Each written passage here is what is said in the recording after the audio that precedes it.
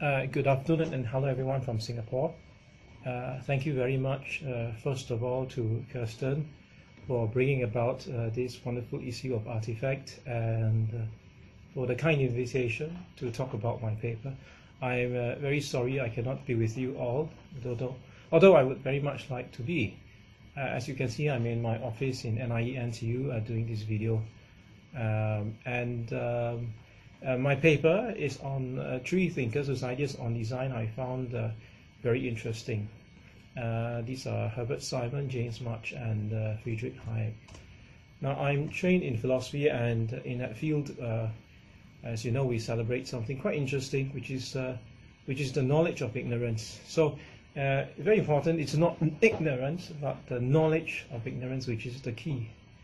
And you might remember our dear Socrates, who was said to be the wisest of all men, and his response to that was that he did not know anything, and thus his great claim to fame. But it's not just ignorance and the knowledge of that ignorance, but also what do you do after that, knowing that you do not know. His student Plato had a way of overcoming that, which is that persistent questioning, discussion, and for him, recollection of ideas, of forms. And his student, in turn, Aristotle, took it further and said that at least in matters of ethics, you cannot know how to go about doing the good through reflection or recollection merely, but you also have to cultivate good habits. So the theme of ignorance, the knowledge or attentiveness to our limits of knowledge, and how to respond to that is, for me, a very interesting topic. And I see that point or that theme in my other intellectual hero, our dear Herbert Simon, Herbert A. Simon. And Simon, at least as I read him, had this idea of design without final goals in the third edition of the Sciences of the Artificial. And what I like about that, as I read it, is it is a response to rationality's boundaries, as he liked to call it, bounded rationality or limited rationality is a central theme in Simon. And here he's very interested in the way that we cannot permutate or foresee and work out all the possibilities of our actions. And maybe this is something some philosophers might not like, but he certainly thinks it's not a good idea to sit in an armchair and just think it through, because you cannot think it all, you cannot think out all the consequences. And so design, a very real activity in the world, to effect consequences is very important. And as one designs, one tries something out, makes something happen, prototyping, and then one allows things to happen. But the idea here is also that one watches attentively to the way those side effects occur, right? To see if one's design activity leads to some desirable consequences that had not been previously foreseen, and therefore had not been intended as an original goal. And so this heuristic or this decision-making rule, this attentiveness to side effects, it is one of Simon's way of getting around bounded rationality to a certain extent. Whereas typically one would think that only those effects that lead to the intended goal are worth looking at and are relevant. But Simon's invitation for us is to pay attention even to those irrelevant consequences of one's design activity, irrelevant to the original goal, and to see if they are welcome ends. Maybe we have here a means to a new goal. That's the thinking that he's encouraging. But this idea or ideas in this direction I've also read, or at least I see in James March, and indeed Simon has acknowledged his debt to March somewhat. March, as you know, is well known for his ideas concerning what he calls technologies of foolishness, and in relation to the design or engineering of human decisions. And he's written quite a bit about how to make decisions and decision making. But more recently, March, I think very interestingly, has also been advocating the reading of a great literature like the Spanish classic Don Quixote de la Mancha to expand our ethical consciousness in order to engineer decisions that better accord with morality, perhaps. I'll return to this point, but March, who writes about organizations and design and shaping of organizations and its rules, is very much like Simon, attentive to bounded rationality. So again, the admission of a certain amount of ignorance and the thinking about how to respond. So like Simon, March is very much concerned with the way we limit our preferences, and so March encourages playfulness in organizations. He calls it exploration, in comparison with exploitation, and doing things that enable the individual to explore new ideas and preferences. But more so, I think this is where March goes further than Simon. March is focused on expanding our preferred logic of thinking. That is to say, how we think and go about thinking, not just the ends that we think about. It's clear for me how March is really very worried about consequentialist or utilitarian forms of logic, which is the desire to sort of evaluate options based on only on the consequences these options produce, and how that logic becomes very dominant in organizations and perhaps societies, especially when it comes to evaluating and shaping policies and actions. And so that also is a kind of limitation when we are close to other ways of thinking. And March, for instance, has been advocating the reading of the literature that I mentioned, like Don Quixote. In fact, he's got his whole volume on leadership, where he collects pieces from George Bernard Shaw and a few other texts, including chapters from Don Quixote. And he's encouraging his students in MBA programs, and of course his readers, to read these, because he believes they expose us to new logics. And in his much discussed examples about Don Quixote, he quite often mentions what he calls the logic of appropriateness, which is less focused on consequences and more based on the duties proper to your identity. What is appropriate to your identity? Who you are. This therefore sort of helps you decide what you should do. So here one looks to your roles and see what is proper to your role to do, come what may, whatever the consequences.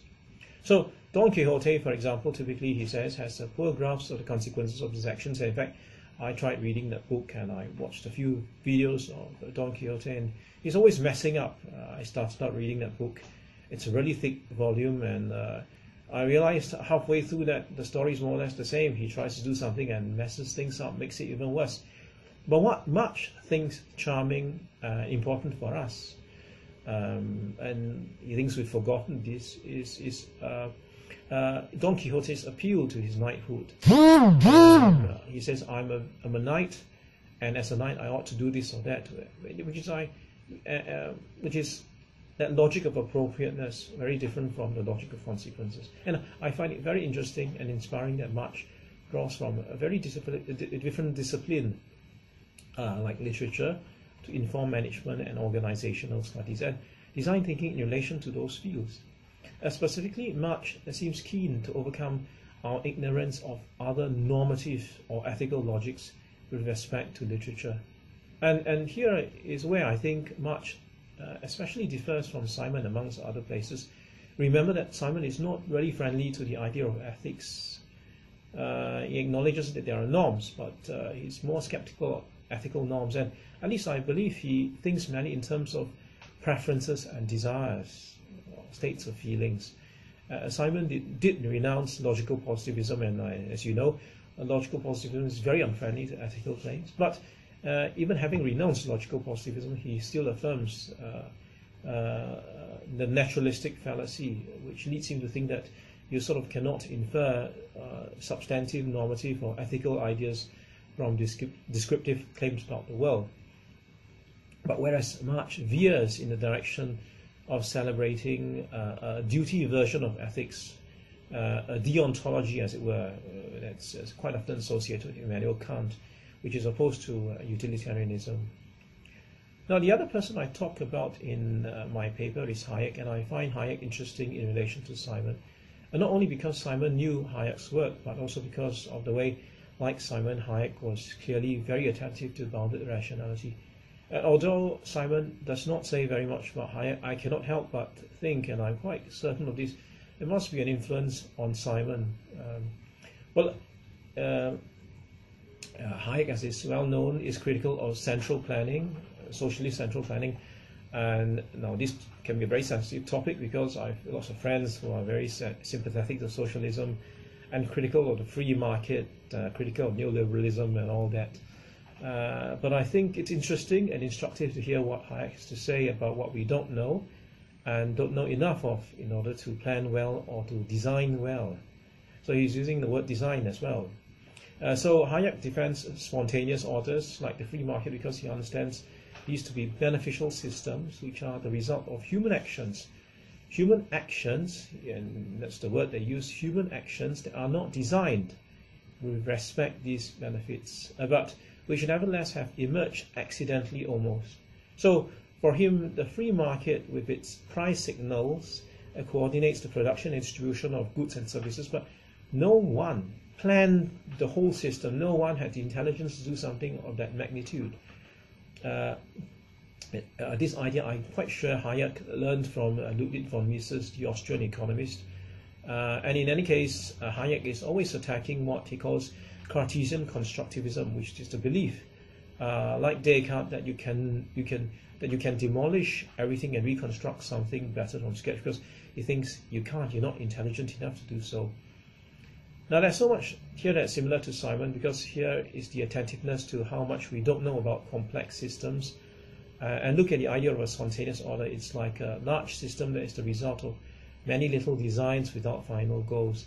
People with their own agendas and goals performing human actions, and unintentionally, voila, something very beneficial occurs. And Hayek and maybe Simon would say, look here, the designer's job is, amongst other things, to recognize this great unintended achievement and to welcome it. Now, there are many good design theories currently doing work, and some draw on these thinkers and others criticize them. Some use them as starting points of departure and so on and so forth, and that's fine. But I think it's still important to look at their ideas, because they sort of remind us of their attentiveness to the limits of our knowledge and the effort to creatively respond to that or to address that. My own research has relooked at some philosophical works as a kind of rethought about them as a kind of design thinking, specifically the design of word science, and I've argued that in jurisprudence or the philosophy of law, especially in the Oxford tradition, beginning with Hart, the debate about what law means is a kind of design activity, a semiotic design activity. So when they fight about what law means, they are fighting, in fact, over what the best design of that word sign, law, is, which version of that sign is most significant. And I've been following the work of John Finnis and his new natural law theory for a long time. And this is a body of work that is interesting to me, still is, not only because I employ ethical theory to inform my own design theory, but also because Simon has argued that the way we think limits, Finnis has argued, like Simon, that the way we think limits the way we know. And Finnis, he's argued that when it comes to ethical ideas, our entrenched form of thinking in the speculative mode fails to make visible certain very important ethical ideas that show, a term I've gotten from Jean-Luc Marion, or becomes visible when we think in a practical mode. So these ethical ideas, sometimes in the Thomistic tradition called the natural law, are for me important because they point out the important things in life, and so determine how to design the concepts, or in fact things and artifacts. They help us choose the most important elements to be included as parts of the definition of the concepts, because we ought to choose those elements that relate to these important ethical ideas and things. But the question now is, how do we move forward? How do we get people to enter into that practical mode of thinking to show the natural law? And so I think, like these earlier thinkers in design I mentioned, it's not enough to sit in an armchair and theorize. And in that respect, like Hayek, Marx and Simon, I'm rather anti-Cartesian. I think part of it has to do with allowing ourselves to play in design, to play with designs and to let designs play out and to see what consequences arise, whether some of these are beneficial or for overcoming our bounded rationality. And designerly play therefore becomes pedagogically significant because in various ways, by introducing and encouraging such play, we arm ourselves to overcome boundaries to our thinking. This play is not whimsical, very important to emphasize that, but a very serious designerly play. The design activity becomes a very playful activity where things in the concrete are tried out and not merely sort of thought in the head. And even the design prototyping by drawing is a further step beyond merely armchair thinking. So like Hayek, I'm rather skeptical of merely armchair planning or designing. So speaking for myself, from playing with photography, for example, I now suspect that when done in certain ways, it may help locate the agent in practical thinking, which affords the showing of the natural law. And this is not something that was easy to foresee just merely by thinking about photography. So I have suggested how the hobbyist play with photography can be useful to the design of word signs, of definitions. And I've also recently been looking at works in semiotics by Susan Petrilli, John Deely and Thomas Siviok as well, where they detail the mechanisms of human knowing, of how sensation is important to knowing, how play becomes possible for human beings, how the human mind has a modeling system that unrelates objects from their relevance for mere survival, and so we can play with these objects. And with this play, you can begin to explore and see their benefits not only for survival, but for new effects, consequences, and goals that may also be beneficial or may come to be preferred. And I remember, and I like what Herbert Simon said, how some of the design thinking is like wine tasting. You try it, and only in time you come to like it. So our preferences change with play, and playful designing by manufacturing these new preferences broadens our repertoire of preferences. I think this is very interesting a theme. For example, in welfare economics, Bina El-Kar, drawing on John Finnis and Amartya Sen, has argued that social and economic progress has to be measured based on multidimensional indicators and not merely on monetary ones. So the expansion of our preferences and notions of well-being and the recognition of the validity of these multiple dimensions of human preferences of goals is important for individual human beings and larger governmental bodies alike. And think of what all this would mean for shaping or designing a whole nation and its national policies. So I think I've run out of time really, but I really am very excited about these lines of thought and of the importance of play for design and thinking. And I thank again, once more, Artifact for giving me an opportunity to write that paper. Kirsten, thank you very much, and to let these ideas emerge and become a little more concrete. Thank you very much, and I hope you have a wonderful conference.